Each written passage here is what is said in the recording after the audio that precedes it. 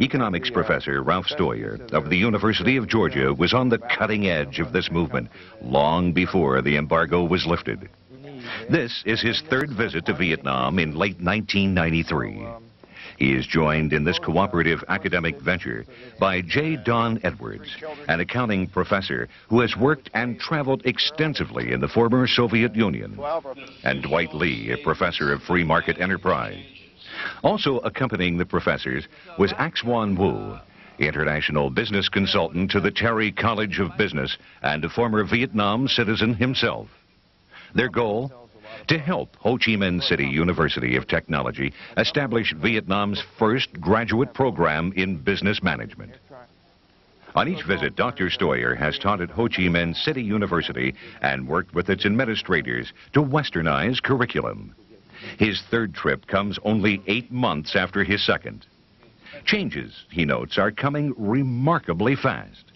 You can see a lot more construction. There's not a lot of construction, but you can see things are being refurbished, and there are certain types of shops you wouldn't have seen even 8 months ago. I saw back there a boutique where you had very expensive, probably designer dresses. And then there was a modern computer store with the latest equipment in it. Steuer's first trip to Vietnam came in 1990. Long before significant movement toward improved relations between the United States and Vietnam began. When I first visited campus in 1990, they had under 4,000 students. On this most recent visit, they told us that they had over 8,000 full-time students and then up to 1,500 of part-time students. With the American trade embargo against Vietnam now lifted, job opportunities for these Ho Chi Minh City University of Technology business students are exceptionally good.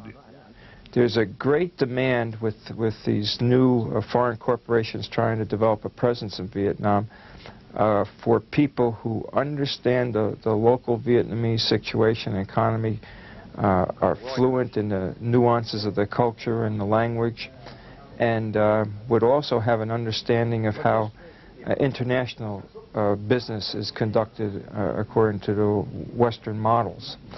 An opportunity for you as a business executive to communicate with another segment of a company is by the use of accounting.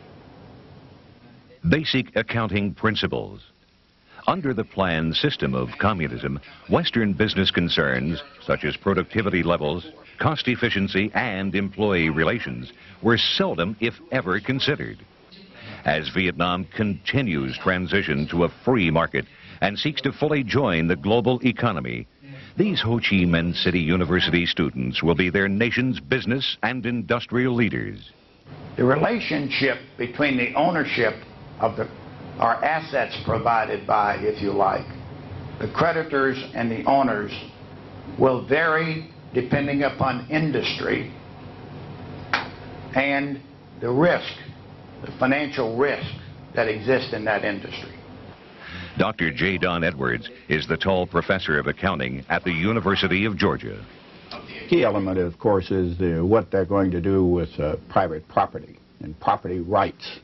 Who has the responsibility for those rights, whether they're the government or the people themselves. One of the things that we did while we were there was to visit a textile mill.